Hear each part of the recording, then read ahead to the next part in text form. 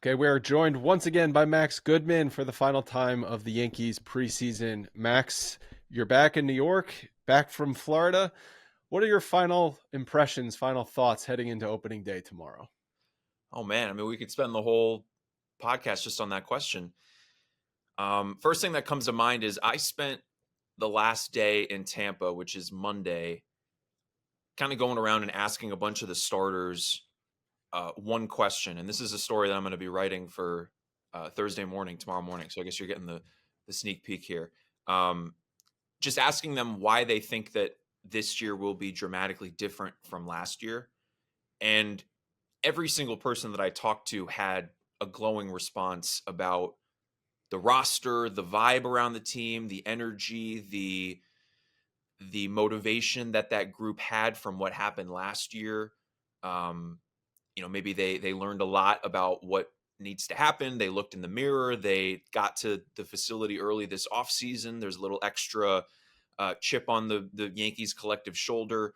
And then obviously you talk about the additions that they made in the outfield, in the pitching staff, et cetera, et cetera. So the sense that I got is that this group really is confident in what they have going into this season. And, you look at different projections, or I don't know if you're going to ask me what I think is going to happen this year. I think they're a playoff team. Um, it's just a matter of staying healthy and getting hot at the right time at the end of the year and making sure your biggest pieces are firing on all cylinders when they get to a possible postseason berth. But yeah, I mean, the sense that I got being there for all of March is that this group is feeling good about what they have and really just itching to get going because it's been such a long time since they played a regular season game with the no games in October regular season. It's been a long time since they played any meaningful game Right. since last end of September, early October of last year. So they want to get going. They're really excited to prove some haters wrong, I guess you could say, and they're feeling good about the group that they have. That though to me has been a common theme under Aaron Boone that they like the guys that they have, they're confident in themselves and they feel like they're the best team in baseball even when objectively they have not been. And that's fine for a mentality to have in a clubhouse. I'm curious how you would compare.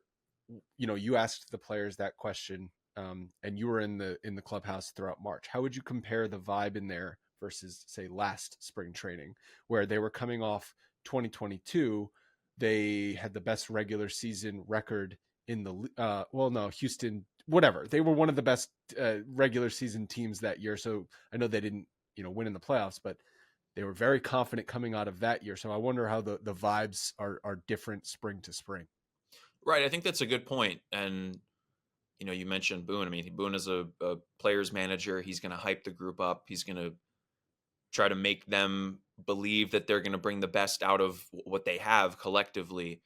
I don't specifically remember any responses to a question like that from last year, but just off the top of my head, I think that this spring is different because maybe you look at last year and the Yankees had some glaring weaknesses from the previous season when they got to the ALCS and got swept, and they didn't address those weaknesses. Like the offense was something that needed to be fixed. They needed more athleticism, some balance.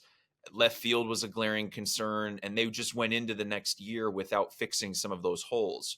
Obviously, they did upgrade parts of their roster, but those upgrades, like a Carlos Rodon, didn't pan out at all. So I think that, again, one, they really believe that they can spin what went wrong last year into an added motivation that we don't want that to happen again. And as much as Yankees fans will give the organization flack for maybe not going out and getting Blake Snell, Jordan Montgomery, Yoshinobu Yamamoto, the really expensive pieces out there, they did do a lot to address a roster that needed to be fixed, that was flawed from last year heading into this year. The outfield is just significantly better. The lineup has more balance. You're still counting on a lot of aging veterans to stay healthy, and there are some pieces that they're going to be injury concerns the whole year. Stanton, Rizzo, LeMahieu, etc. And obviously the pitching staff has a high ceiling, but also a pretty low floor. and losing Cole to start the year is not great. I mean, we could go up and down the whole roster, but yeah, I mean, forgive me for being redundant, but I really do feel that's the sense that I get, is that this team has that chip on their shoulder that, we learned from what happened last year. Our team is now better after the offseason, and now here we go. Let's prove it when the season starts. That's an excellent point you made, that the additions they made this winter are an upgrade over last year, whereas the additions they made going into 2020, there were no, I mean, there was one addition, Rodon, but like that wasn't addressing the biggest issue from 2022. So even though they could have sat there a year ago and said, we've got the team, we've got the players we need, that was harder to buy than with the additions that they made this year. If you had to put your finger on the thing, because you called them a playoff team, I agree, they should be a playoff team. But if they're not a playoff team, what is the one thing you think that would be their biggest reason they're not a playoff team? And you can't say injuries, because I think we all agree injuries is the number one. So what's the number two? Damn.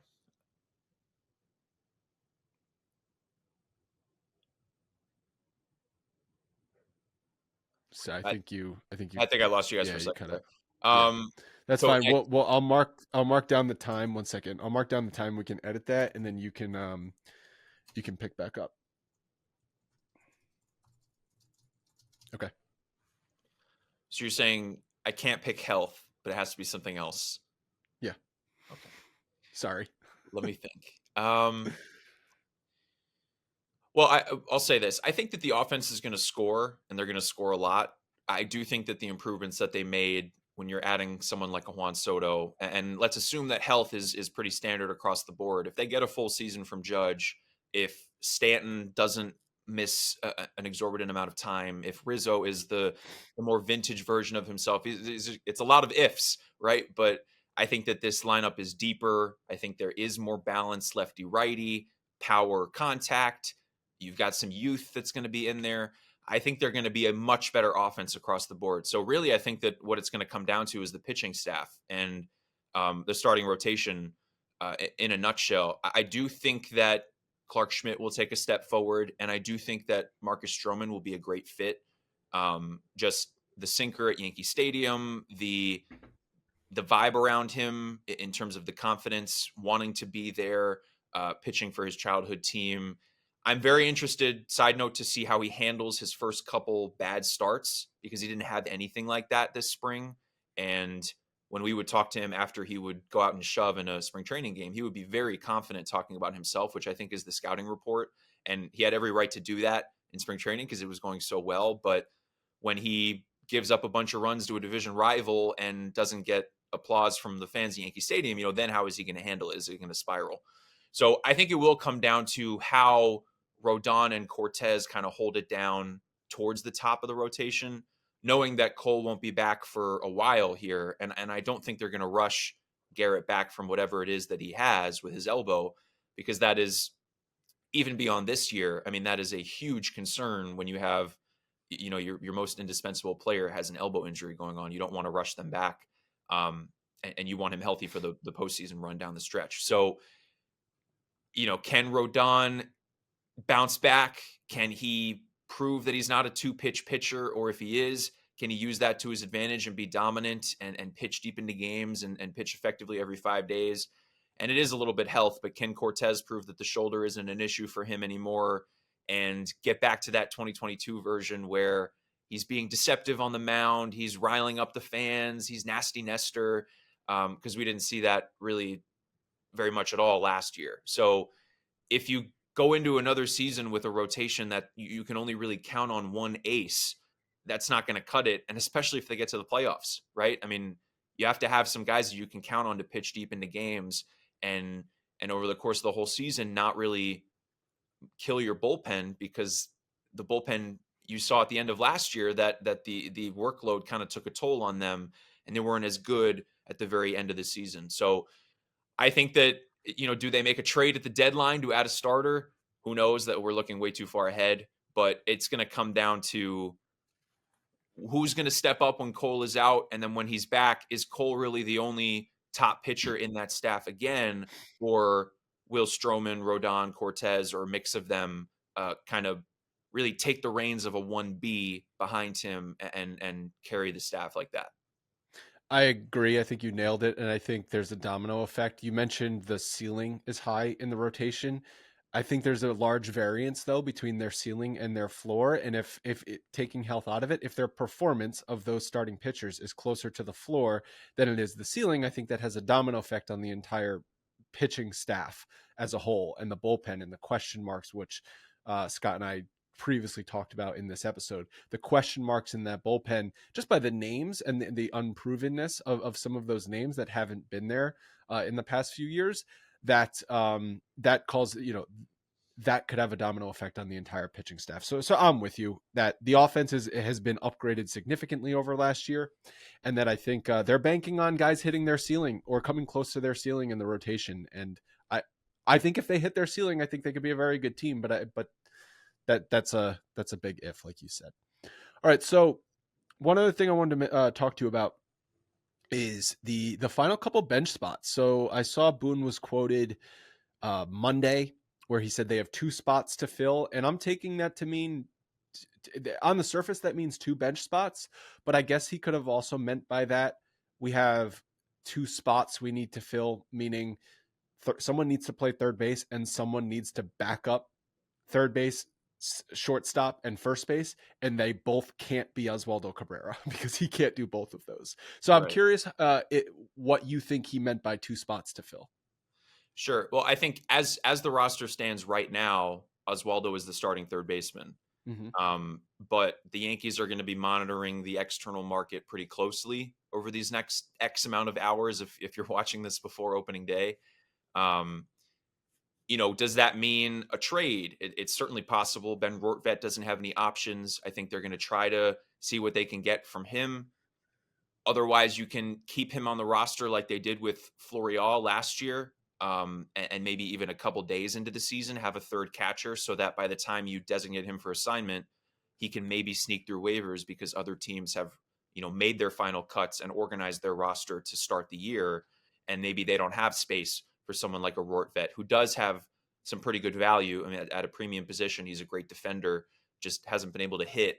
And that's something that the Yankees would like to have in AAA in case Wells or Trevino get hurt. So as of now, I think you'll see Cabrera in the starting lineup at third, and then the bench will be either Wells or Trevino, who doesn't start on opening day, Trent Grisham, who's going to play a lot, Rortvedt, and then Jahmai Jones. We already know that Kevin Smith, Oscar Gonzalez, those folks are going to the minor leagues, and Jones doesn't have any options. The issue there, and you led with this in your question, is that Jones can only really play second, maybe a little third, and then corner outfield. And if Cabrera is starting at third, then that means that if Rizzo comes out of the game, then Cabrera would need to go to first, and then Jones would be a liability probably at third. If Volpe came out of the game, Cabrera would go to short, and then same thing. And it's a domino effect. So I think that they're going to be looking for a veteran, proven infielder that can play a couple different spots. Is he going to be a free agent? Probably not at this point because they've had a long time to make a signing, and that they've been interested in a couple of guys that didn't end up falling into their laps. I think it'll come down to kind of like a Franchy Cordero type of situation. I think we've talked about this on the pod before, but at the very end of spring last year, they swooped in and grabbed Cordero because they needed a little help in the outfield, and it was the Orioles that cut him loose. And next thing you know, he's on their opening day roster. And he was amazing for a week and a half, Right, if you right. He remember. played really well early on, and then fizzled out pretty drastically. So they kind of just need that timeline here, though, because ideally LeMahieu will be back, Right. That was my next potentially in the question. home opener, right? And I'm not necessarily banking on that with an injury as significant as this. I know people hear bruise and they're like, oh, I've gone to the YMCA and played through a bruise before, but this is very serious, and it's on a foot that he's had previous concerns with. I don't think they're going to rush him back and have him play through it. He's going to have to, have a clean bill of health here. So it may be a week, it may be 3. We're not sure. So if you can bring somebody in that can play a bunch of different positions, if it's a waiver wire, if it's someone that opted out of their minor league deal elsewhere, that's the kind of player that they're going to try to bring in. And if a Jones is expendable, if You can easily clear up some 40-man roster spots, by the way. Peraza could go on the 60. Cole could go on the 60. McKinley I'm Moore. surprised, by the way, they haven't already done that for Cole specifically. Like, because I think the date was May 27th, and it's like he's not going to be back May 27th. So like, realistically, best case scenario, it's early June. So I'm shocked they hadn't already made that move to clear up the spot. Yeah. Yeah. I think you probably will miss that amount of time either way. So maybe they're just waiting to have that flexibility when they want to use it. Um, I mean, they optioned Luis Heel to minor league camp, and then he ended up making the team. So all of those decisions have some sort of motive behind the scenes. But the bottom line is that they can make those spots on the 40 man pretty easily. And another way to do that again would be moving on from Rortvet, which I do think that that's something that they'll explore. And the sense that I got from Ben talking to him over the last few days, because I think I have a pretty good relationship with him over the last few years, is that he's just he sees what's coming. He's coming to grips with it, knowing that he's the third catcher, and it's just a numbers game at this point. So the sense I got was like, I'm not sure if I'll see you with the team Yeah. after this first road trip because I'm not on the trip to Houston and Arizona. But ideally, he's for the Yankees' sake, they can sneak him through and keep him in AAA because you don't know if Trevino and Wells can stay healthy for the full year. I believe Wells played very limited time at first base. So is that an option where at least Wells could back up first base if they carry the three catchers, and then you still have the two catchers with Rorfit and Trevino, and then Jones, like you said, would have to play third base. But again, when you're starting, third baseman is also your backup shortstop and your backup second baseman. Like that just opens you up to so much risk.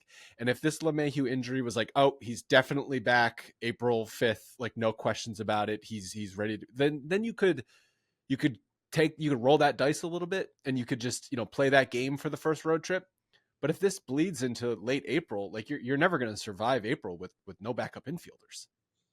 Yeah, and that's why Cabrera is so valuable in the role that he has, because if he's on your bench, you can plug and play him literally anywhere except catcher and pitcher, I guess, at this point. But if you have him in the starting lineup at one position every day, it really hinders the rest of your flexibility.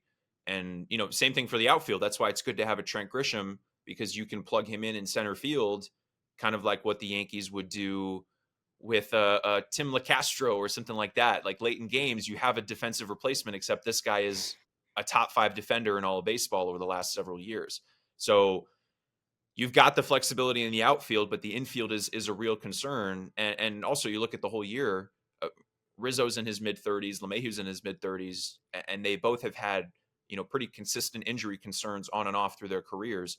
So are you going to be comfortable going the whole season with Cabrera as your backup at both spots? I do know that Peraza will be back at some point, right? I mean, it's a shoulder strain, but he told me the other day that he's starting to throw today, Wednesday. And so that process begins, and he can maybe come back and be a backup third baseman at some point. And you've got some prospects that'll get there soon, but you want to have more proven pieces on a roster that how the Yankees and Aaron Boone like to give guys days off and get them days off their feet. And if Stanton's going to play in the outfield, which remains to be seen, there will be some DH days for everybody else. But I think that this is something to definitely keep an eye on, even if they are able to get LeMahieu back pretty quickly and don't bring in somebody else that's a notable upgrade. At some point, this is going to be an issue again. I don't think you can count on Rizzo and LeMahieu playing 140 plus games this year. I just don't. I don't know if that's in their bag at this point in their careers. Yep. No, it's an excellent point. And kind of a reason calls into question why it wasn't addressed earlier in spring when there were more guys available to be signed. And I know they showed interest in guys like Gio Urshela and stuff and weren't able to secure them, but maybe if they had made a little bit more of a push to get some of those guys on the roster, they wouldn't be in this spot. So final thing from me, I know you said they're a playoff team. You didn't specify division or wild card. Do you want to expand on that? How do you see the AL East shaking out? I don't think that they can leapfrog the Orioles because I think that Baltimore is going to get better. I don't know if they'll win more games than they did last year. The Orioles, that is, because they had such a good year a year ago. But I mean, their core is just starting to scratch the surface, and they have even more talent that's on the way. So I do see them as a division winner again. Um, I guess there are some concerns with their pitching staff, and obviously we don't have to dive into that team too much, but I see the Yankees winning 90, 91 games, low 90s, and going into the wild card round feeling pretty good about how the season went, considering what happened last year and having a juggernaut in their division. And I know some fans will probably hate it if I say this, and I don't think this is how the Yankees are approaching their business here. But when you look at the Diamondbacks, the Phillies in recent years, all it takes is a ticket to the dance. I don't know if I've said that phrase on this podcast before, but No, it's um, true. yeah, that's just kind of how it is these days. And if you can get in and Cole is pitching well, Soto's coming off an MVP caliber season, Judge is healthy, you've got depth, because at that point Dominguez will be back. So is Verdugo your fifth outfielder? Is Spencer Jones ready? I mean, we're looking super far ahead. You could have an offense that's even better than it is going into this season at the very end of the regular season. And you just got to make sure everybody's healthy and playing well, and you just catch fire, right? Because if you can maybe host the wild card round, you're feeling good, and then you go into the division series, and who knows? So I do think they're a playoff team. I'd be very surprised if they weren't, because I don't think that everything is going to go wrong as much as it did last year. Um, and then it's kind of a crapshoot once you get to the playoffs at that point, even if you do win a division, because of the way that the structure is nowadays in the playoffs. So that's all you can really do is get there and make sure you're in a good spot when you do. Yeah, I'm with you. Unfortunately, that's how the expanded playoffs have. That's how the league has been with the expanded playoffs, just because you have more opportunities to get the ticket to the dance, to borrow your phrase. And I think fans get upset with that because they don't want to hear, oh, it's just luck, it's a crapshoot once we get to the playoffs. Like, they want to hear, no, we're building a team that can win in October because of X, Y, and Z. Even if that's not true, I mean, there is some truth in that, I believe, because look at look at the Astros. They've consistently won in the playoffs for the past, I think, 7 straight ALCS appearances or whatever it was. So like, that team has consistently won in the playoffs. It's not just a crapshoot for them. So how do we get to that? So I think that's why it annoys me and annoys some fans, even if I know the team is operating differently. All right, Max. Well, thank you so much for your time today, and obviously every single week throughout spring training. I'm positive we'll catch up with you throughout the season at some point. But enjoy opening week and opening day tomorrow. Sounds like a plan. Thank you so much for having me, guys. I'll definitely see you again soon. And this was a blast this spring. So we'll be in touch. And yeah, I think it'll be a fun year. I think it'll be a fun year to follow for this team and for the division and really baseball as a whole. A lot to talk about this year, and we'll see what happens.